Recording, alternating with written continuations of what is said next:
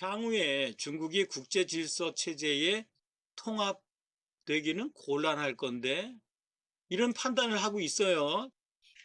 강대국으로 부상할수록 중국은 민족주의 의식이 깊어질 것이라고 판단했기 때문에 유빈이 말로는 중국이라고 하는 나라는 지금 대중민족주의가 커나가고 있기 때문에 그 중국이 정신뿐만 아니라 생각뿐만 아니라 덩치가 커지고 힘이 세워지게 되면 저들은 분명히 예전에 자기네가 받았던 수모를 되갚아 주겠다라고 하는 이런 피해의식이 있기 때문에 주변 국가들 그리고 세계 질서 체제를 순응하기보다는 자기 마음대로 좀 바꾸려고 하는 그런 의도가 강해질 것 같습니다.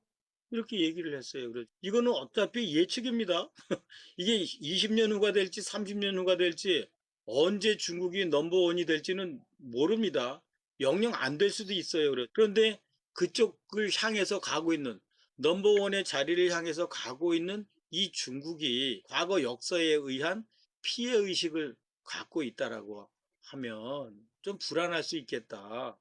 통합 안 될 것 같은데? 그런 얘기를 해볼 수는 있잖아요. 물론 이제 이런 얘기를 하게 되면 중국 지도자들은 당연히 반박하겠죠. 왜? 자기가 넘버원 되는 걸 못 봐주겠다라는 투잖아요. 그러면 이 중국 지도부는 당연히 뭐라고 얘기할까요? 나 그렇지 않아. 이런 얘기하고 싶지 않을까요? 그랬을 때 어떤 근거를 갖고서 나 그렇게 될 거 아니야 라고 얘기할 수 있을까? 여러분이 시진핑이 돼보는 거예요. 바이든 만났더니 트럼프를 만났더니 진핑 씨 혹시 이렇게 힘을 키워나가다가 기존의 질서를 깨고 당신 멋대로 할 그럴 공산이 있어 보이는데요.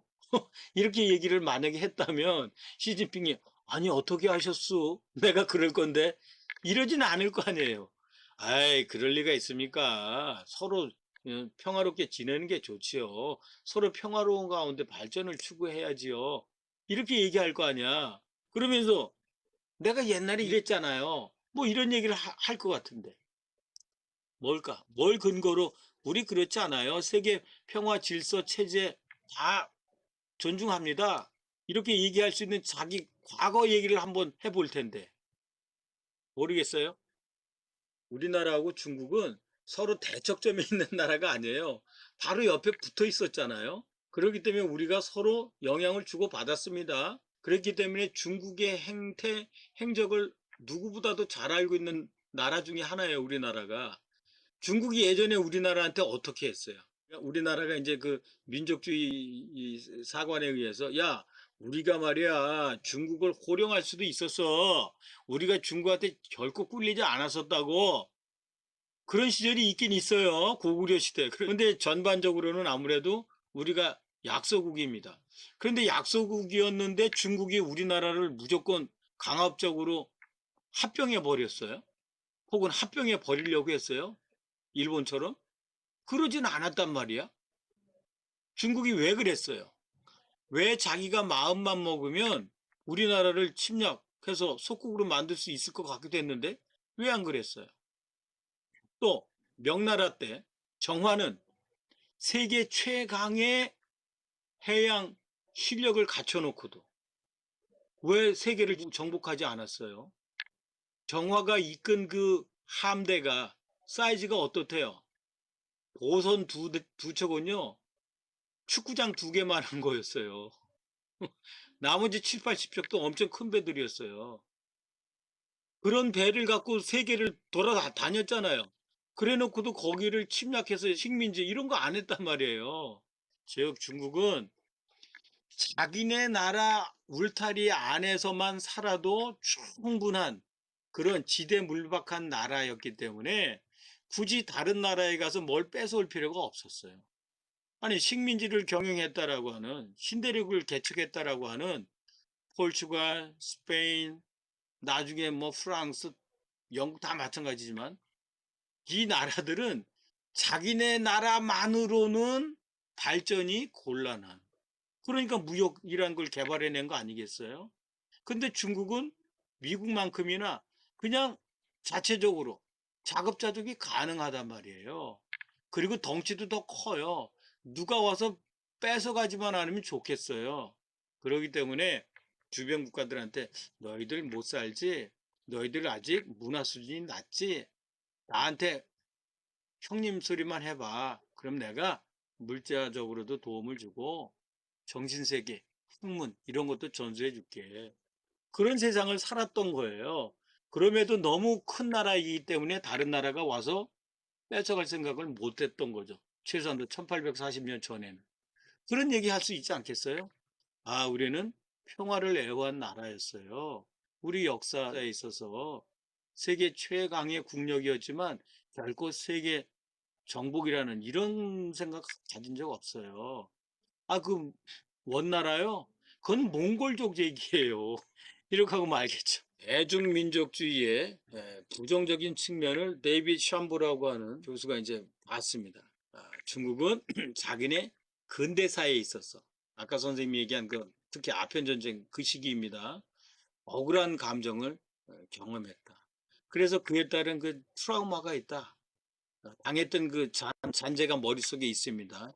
그것이 너 옛날에 나 약하다고 키 조그맣다고 깔봤지? 지금 내가 너보다 더 커. 이런 식으로 보복적인 그 민족주의를 외부 세계에 투사할 가능성도 있겠다. 그리고 중국은 강대국이 되면 될수록 역시 우리 민족 대단해. 이런 민족주의 의식이 커나가겠죠. 우리가 대단해. 우리가 대단한 것을 만약에 인정하지 않는 누군가가 나타나면요. 그걸 인정하게끔 무력을 쓸 수도 있겠네요. 그런 차원에서 국제체제의 완전 통합되기는 곤란할 거다. 이런 판단을 했다라는 거죠.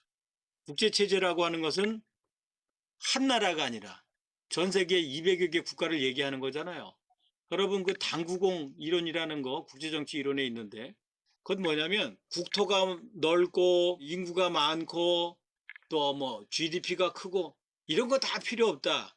어차피 한 나라가 자기네 그 국기를 내꽂고 국경선을 갖고 있다라고 하면 큰 나라이건 작은 나라이건 똑같은 힘을 갖는다. 어디에서? 국제사회에서. 구체적으로 어디에서? 유엔에서. 유엔 총회를 할 때 제3세계 국가가 손 하나 올린 거나 미국이 손 하나 올린 거나 다 마찬가지 아니에요. 그런 면에서 국제체제라고 하는 것은 어떤 하나의 독주보다는 모든 나라들의 협연, 하모니를 중시하는데 자기가 혼자 엄청난 힘을 갖고 있는데 거기 들어가서 똑같이 그냥 작은 의자 앉아 있겠냐고요. 현대 중국 민족주의는 서구 제국주의 시기에 받았었던 그 100년의 치욕, 그리고 현 서구 세력이 자기네들하고 정치 이데올로기를 달리하잖아요. 자유민주주의를 요구하고 자기네들은 사회주의를 요구하잖아요. 그래서 믿지 못한다. 그런 것에서 대중민족주의가 발원한 것 아니냐 이렇게 보는 거죠. 과거의 수모를 서력하고 잃어버린 영토 수복을 요구하고 있다. 일례로 남중국해, 동중국해 여기 나라들